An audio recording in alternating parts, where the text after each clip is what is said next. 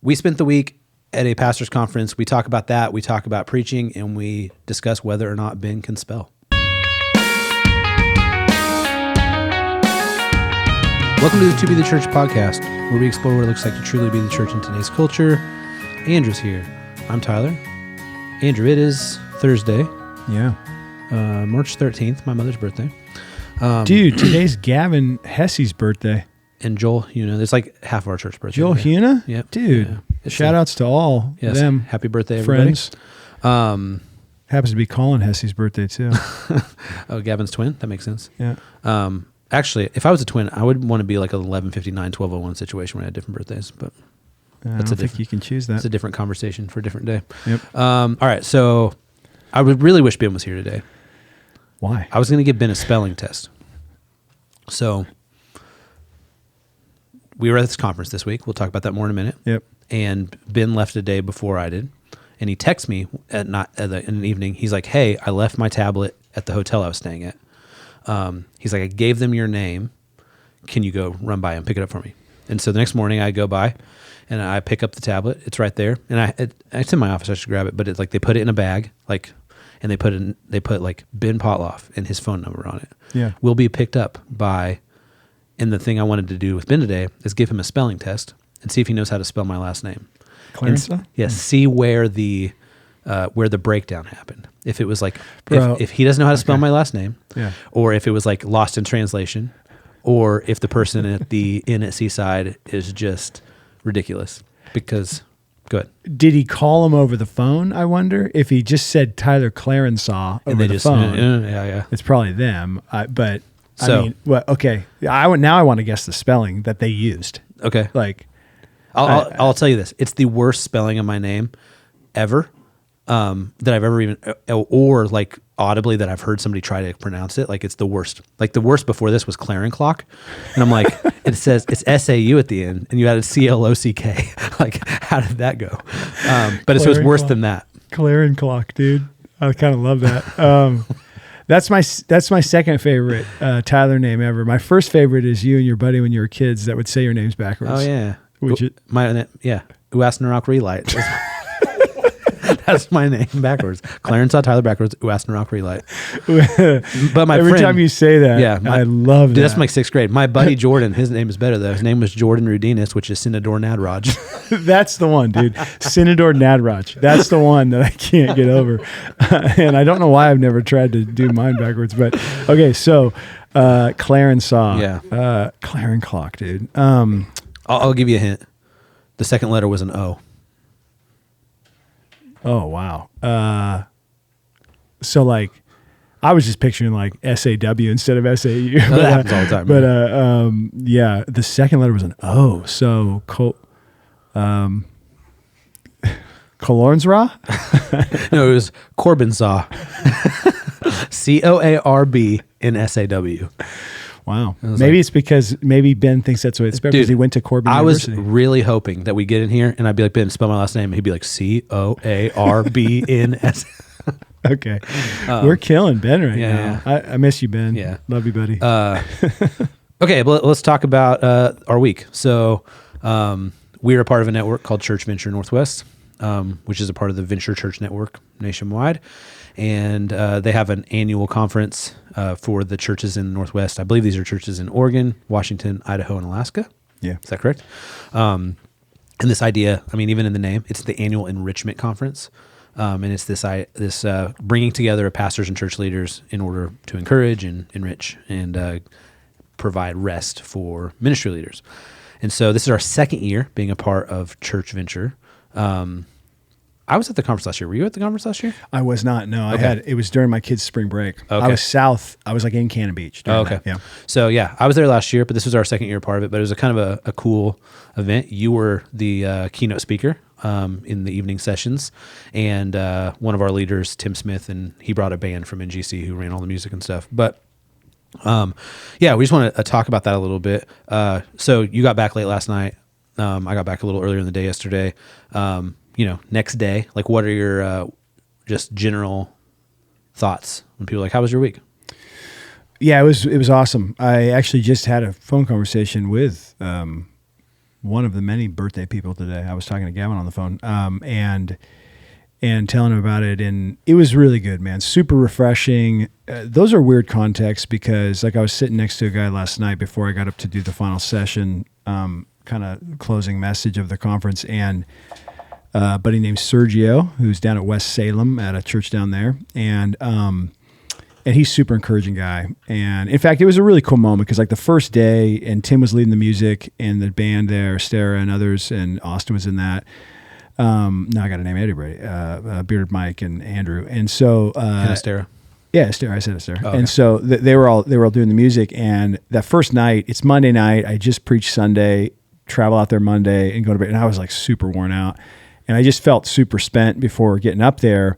And this guy, Sergio, comes up to me, and I've met him like once or twice, but he comes up to me and just kind of like puts his hand on my shoulder. Like, this is minutes before I'm going to get up there to speak. And during the music time, and he just kind of like kind of says into my ear, "You're among friends," right? And just go preach the word. Looking forward to hearing you. And that was really cool. Like, I hardly know the guy. He knows Luke, who's on our team, super well because he's like works with him at Church Ventures for years. And yeah, that "you're among friends" was really cool to hear because you go to a thing like that and, I don't know, there was 300-400 people in the room, pastors, wives, church staff members, elders from churches. And we knew some people, but like you might have known as many as I did there, but like a handful because we're newer into this network. And so having never been to that conference before, I think the first time any of us went was last year and I didn't make it. And like the first time going to it among a network you're now in, speaking at it is like kind of a, I don't know, it's a weird level of pressure and a weird level of like, do I have anything to say to these guys? Kind of feel, of just like, yeah, you're going to preach the word and do those things, but it's so different than your normal Sunday morning pulpit because you want to serve them well, but it's a whole room of preachers. And so you're thinking like, okay, I'm doing Philippians 4. You're like, how many people in this room like just preached this text? And how am I going to handle it well? Am I going to apply it well? Wanting to preach and apply it well while at the same time not like presuming that like I'm their pastor. It's like, there's guys in that room that have been pastoring for 50 years, 40 plus years, and so so it's kind of it's a weird, intimidating environment, but then at the same time, it's like, it's the word and you trust in the Lord and you pray through it. And then so trying to preach it in a way that is, it's like I'm preaching to them, but the application that I'm giving to them is also application that is like, has to go through me, like stuff, ways that I see it applied to me. And so there's got to be a lot of transparency in it, I think, in how you handle those. And so, yeah, but it went super well. Other general reflections, like really encouraging. So I spoke the 3-night sessions, and then Brian Croft, who runs Practical Shepherding out of Louisville, Kentucky, and is now a good friend. We spent 3 days with him. He was the morning speaker and spoke the 2 morning sessions. And so got to spend a ton of time with him, and he's a legit dude. Wrote a book called The Unhurried Pastor, among other books. And I know Ben just read that a little bit ago and said it was amazing. And so, yeah, I got to spend some good one-on-one time with Brian, and he was super encouraging. His sessions were awesome. He spoke on preaching from 2 Timothy 4, and then he spoke on like church revitalization and from 1 Corinthians 16 and kind of when we face resistance in that. So the theme was like thrive, but the undercurrent was revitalization and kind of that whole thing. So that was an interesting comment that I think Brian actually said it in his Wednesday morning sermon. He was like, hey, like a lot of you guys have asked, but Andrew and I just met on Monday night. Like we didn't know each other before this because the things that you guys were saying were so complementary to each other. And he attributed to that, like obviously to the work of the Holy Spirit, and then also to the conference organizers, like knowing what was needed in the scenario. But that actually brought up another question that, you kind of touched on it already. But all right, so you 40-ish weeks a year are preaching to the people of East Vancouver and here at NGC, and you prep a very specific way, and like the these are your people, right? This is your church. You do something like a conference like this, where again, it's 300 or 400 pastors and like their families and their leadership teams. What's different about the prep? Obviously, there's the expositing of the text that isn't going to be much different, and you've preached those texts before, you know. Yep. But like, I'm sure that, or I shouldn't say I'm sure, I'm guessing the application points are probably different. Yeah. When you're talking to, you know, the people here of East Vancouver who primarily don't work in the church, primarily aren't vocational ministers, versus a scenario like that. What changes? Yeah, it's so much, dude. It's funny because the exegesis is the same. Like Philippians 4, the main idea from Philippians 4:10-13, which was Christ is enough, and I think it's a text that's about contentment in Christ, and then the movements. You know, what that text says. It says the same thing to our people here that it does to them in the way of like the structure of the sermon. The main idea is the outline, but everything else is different. So the illustrations will be different. The application will be different. When I'm prepping for here, which is what I'm doing weekly, as you said, I'm thinking about our people. I'm thinking about like from, you know, Marilyn Sheets to Eddie Buksha to, you know, shout out. I know Marilyn's listening. But so to, you know, Randy Hoover to, you know, Regina Broron. I'm thinking of all these different. Now I feel like I need to name everybody in our church. No, so I'm thinking of all these different people and how it's going to apply from my daughter's friends and to their parents, to the grandparents, to whatever. And then I'm also thinking of like apologetics. I'm thinking of the non-believer. So I'm thinking of like, how am I going to, like, there's going to be people in here who don't believe. And I know, and there's going to be people who heard this sermon who are not Christians yet and whatever else. So I have to, within how I'm applying this, what I'm explaining, I'm going to explain the theology of something a lot more detailed, I guess, and more kind of in accessible ways here when I'm prepping for our people. When I'm preaching to preachers, it's like I even found myself going through these texts again and like going, when I'm preaching here, there's a level of like theological context that I'll give to a term that just sort of explains it for people who like don't study theology all the time. When I'm doing it for pastors, I'm like, you know the theology of this. I'm like, blah, blah, blah. It's right here in verse 9. You get this. And then I just keep going, right? And so I think that's the thing, is that you're thinking about, and then the other thing on the application side, you're thinking of applying this to people and the pastor thing. There's people of different ages and stages in life too, but you're there at a pastor's conference, it's called the Annual Enrichment Conference, to specifically encourage, exhort, challenge pastors, train maybe a bit. But here you're in a church that has, you know, the wheat and the tares, man. There's believers, there's unbelievers, there's primarily believers, but there's, you know, all different stages of life, all different things they're going through. And you know their lives so much more than you do maybe of the preachers that you're preaching to, where these guys you don't know very well. So on the application side, in the conference, we're like applying this in the context of pastoral ministry. Here, we're applying this truth in life, in daily life, in your work life, in your family, and all those things. And so, it's really, really different, prepping those two types of things. But Yeah, one thing I noticed was, as somebody who hears you preach all the time, is preaching to the group of preachers, there's more of a shared experience almost, which is interesting because you don't live life among them all the time. But it's like a lot of them will probably have a lot of the same, you know, fears or insecurities or confidences even that you would have as a preacher or as a pastor. And so, I found that interesting as well. Cody actually brought up a question as well. Since we're talking about preaching, let's just talk more about it. So there's obviously the theological, the content side of sermon prep. But for you specifically, what does prep on the delivery look like? And so, this is more of a practical question that might, you know, be helpful more for preachers than it is for others. But like when it comes to preparing the delivery, like what does that look like? Is it you fully manuscript it? You know, I won't. Yeah, on the content side, there is basically a full manuscript each week, and then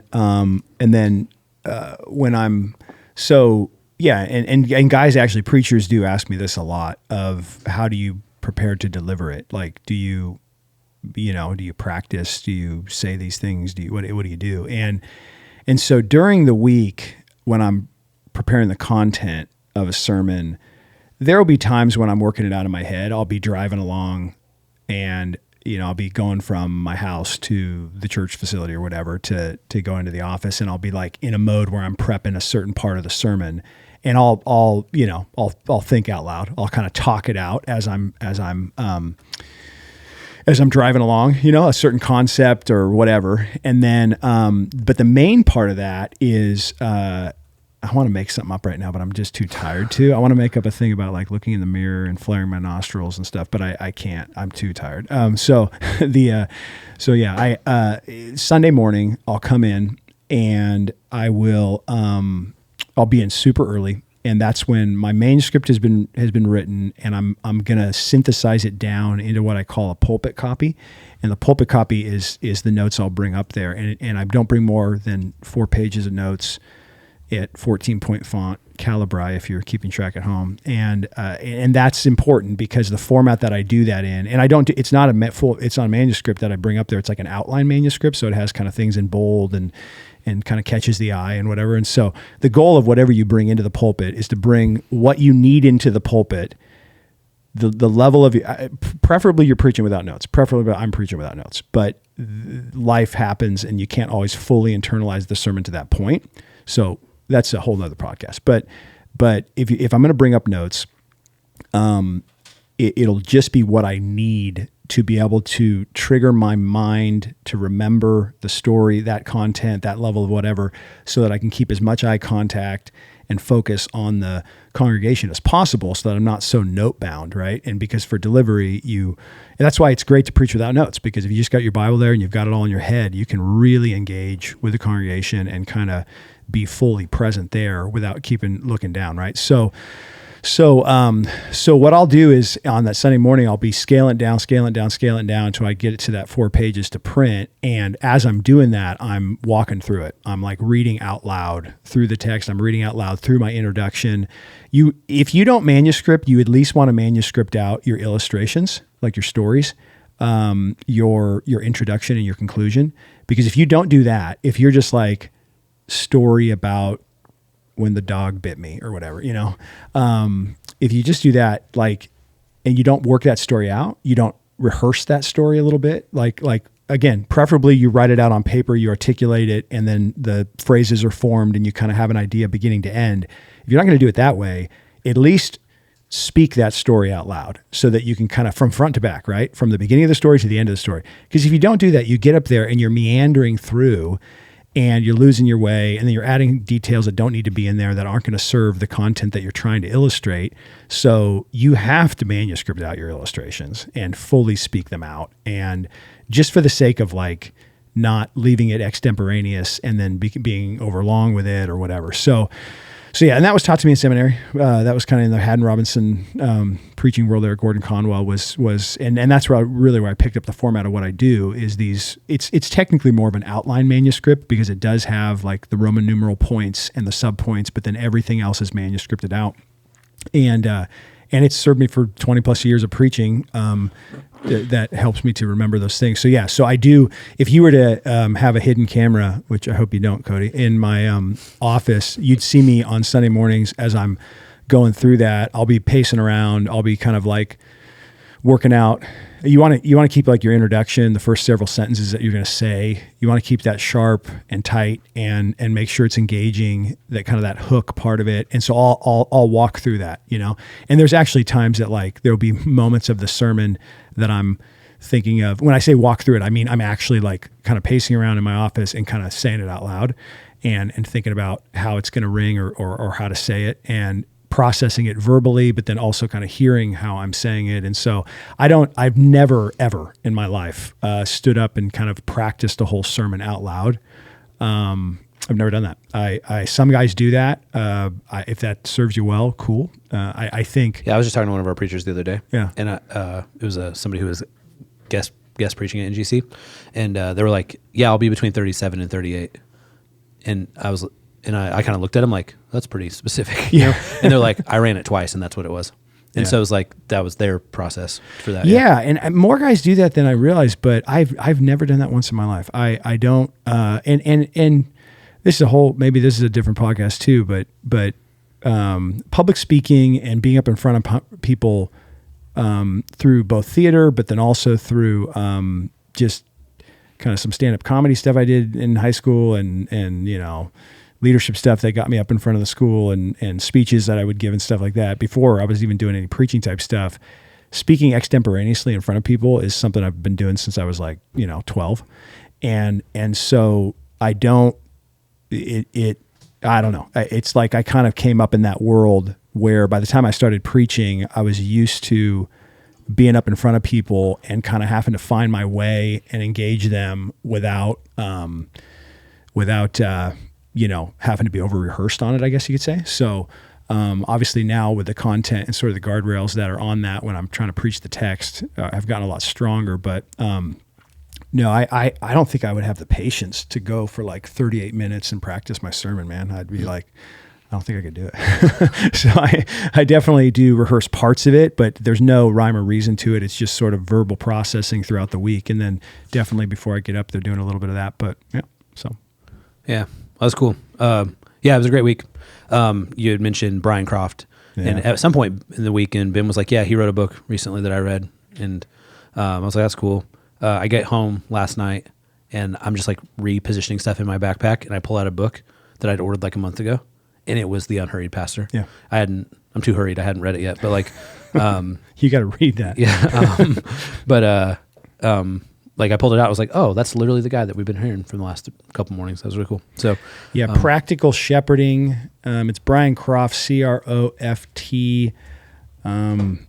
Number of books: The Pastor's Ministry, Biblical Priorities for Faithful Shepherds, Practically Trained Pastors, Biblical Church Revitalization, The Pastor's Family. Looks like he wrote that one maybe with his wife. The Unhurried Pastor.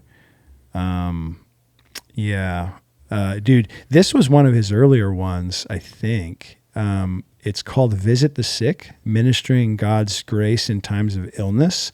It looks like he co-wrote that with Mark Dever, or I guess Dever maybe did the foreword, but yeah, The Pastor's Soul is another one. So he does a lot of like co-writing, like you can see it'll be by Brian Croft and it'll be another person. A lot of authors we read a lot, but yeah, they publish a lot through that ministry, Practical Shepherding, and yeah, I was able to spend some good time with him this week, and really a great dude for sure. That's cool. Well, maybe this episode brought up more questions about preaching or church networks or conferences or anything we talked about. Hit us up, podcast@tobethechurch.com. We're glad you're here. I'm Tyler Coarbensaw. Keep being the church.